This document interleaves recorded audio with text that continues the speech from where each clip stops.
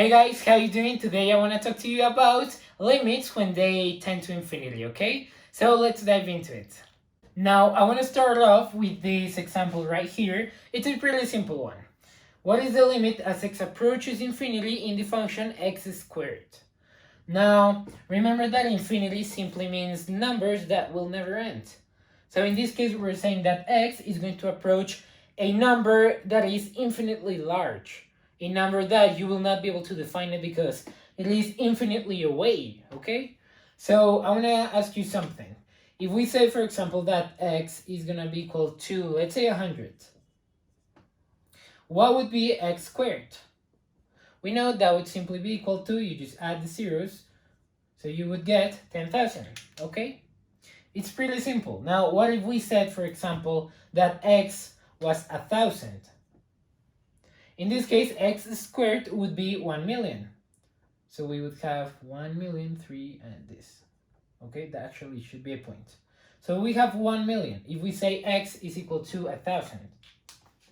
Now what I'm trying to show you is that when x is increasing and going to infinity, the function f of x is just simply going to go to infinity. Okay, so this limit would be equal to positive infinity. Okay, that's the worst positive sign ever, but yeah, that's positive. You can place the positive sign so you have it more clear. So this limit goes to positive infinity, okay? Because x squared is just simply going to go up, up, up as x is increasing and increasing, okay? So let's do some more examples. Now I'm going to leave this in here, so this part right there, so remember what we did in the previous example. So now what if we said, what about the limit as x approaches negative infinity in the function x cubed? What would happen here? In this case, it would happen exactly the same thing that you have up here, but you gotta take into account the sign. We know that if we squared a negative sign, that's gonna give us a positive. But if we multiply again, or if we have x to a cubed, x to a third power, I'm sorry, and x is negative because x is approaching a negative number, then we know that's going to give us a negative number because we're multiplying positive times negative. So in this case, this would be the same idea. If x is increasing to a pretty big number, how much is the function going to be? Well, it's also going to be a pretty big number, pretty large number. Do you use large? I believe you use large, yeah. So x cubed is going to a very large number. So in this case, we know it would be negative infinity. Okay, now what about this following function? What if we have the limit as x approaches infinity in the function 2x squared? Now this is absolutely the same thing that we had up here, but instead of having a coefficient of 1, well, we have 2. And now you might think, well, what do we do about these two? Well, absolutely nothing. It's the same thing. Okay, because if you have infinity times 2, well, that's also going to be infinity. Okay, a pretty large number times 2 is also going to be a pretty large number just twice. Okay, so in this case, this would also be positive infinity.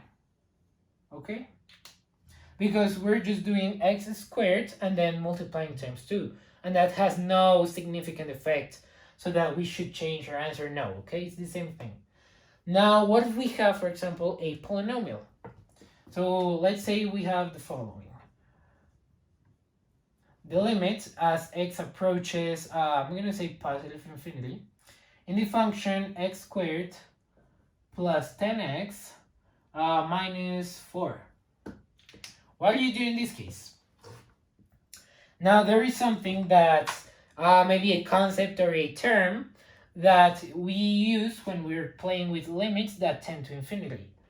In this case, we need to identify in the polynomial terms that are insignificant.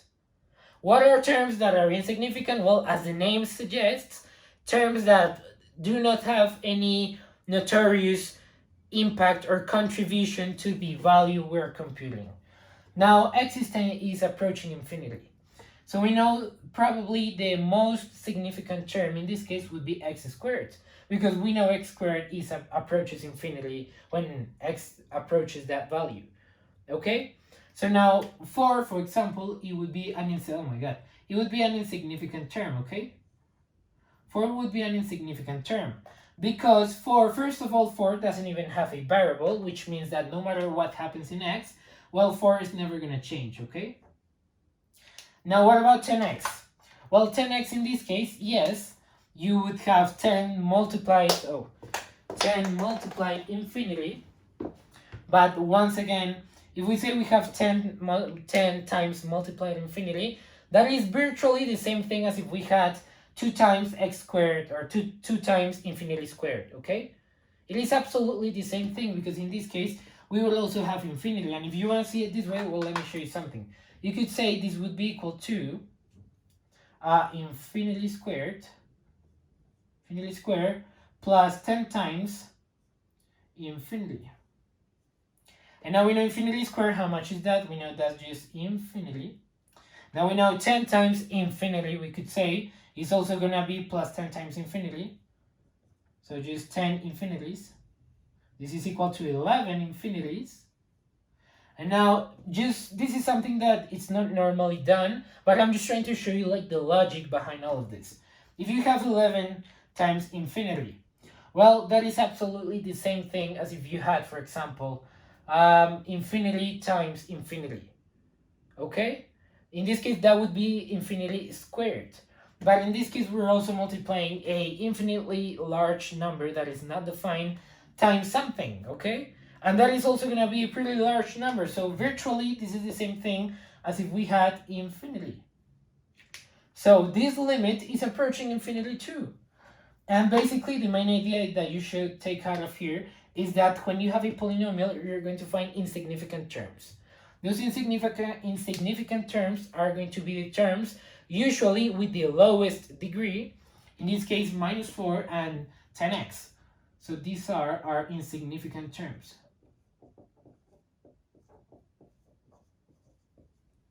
These terms, we're going to forget about them when we're finding the limits. Okay, we're just going to know that, well, x squared, that's going to be infinity. And if we do not consider this part, well, we know this is simply going to be infinity, okay? I did this part so you can see maybe the logic behind all of this. But this is not normally done, okay? But it's, I mean, some sort of logic you could apply to it. So now, you might see now, something you're seeing right now is that we are not that analytical when computing a limit if we're playing with infinity. When we're playing with numbers that we can actually define, with real, I mean, it's not that infinity is not a real number, but numbers that have an actual value, infinity technically does not have a value. But when we have actual numbers, we use a lot of algebra methods, we use a lot of factoring, we use a lot of things, but in this case we're just kind of using logic. We're saying that, well, if I have a pretty big value and I square that pretty big value, large value, I'm sorry, well, you're gonna get another larger value. And that's simply what is going on with infinity. And if you have polynomials like this, where, well, you're going to have that there is an insignificant part, which would be this one in this case, or the terms with the lowest degree, and then, well, you're just going to consider the greatest term. So, for example, let me just give you one last example of a polynomial. We're going to say, for example, the limit as x is approaching infinity, maybe negative infinity, in the function x cubed plus 2x squared plus 10. How much is this? So first of all, identify the significant terms. Now, what is the term that has the most impact or contribution to the limit? We know it would be x cubed, okay? Now, what happens with x squared, or 2x squared, or 10? Now, we know term is just simply like it doesn't exist, because literally, I mean, it has no effect on x because it doesn't have a variable. So we're gonna forget about it. Now this one, x cubed is a greater term or a more significant term than 2x squared, I'm sorry. So we're also gonna forget about 2x squared, okay? So these are our insignificant terms. Okay? And now how much is x cubed infinity or negative infinity cubed? Well, we know that it's simply going to be equal to negative infinity. okay? Now this is pretty simple. I hope that you see that in the main method to find a limit, in this case, is just simply to use logic, okay? If you have a large number, you're gonna do something with that large number. What are you gonna do with it? Well, that's gonna be the value you get, okay? It's not that bad, it's pretty simple, okay? So I hope you guys enjoyed this video and see you in the following one.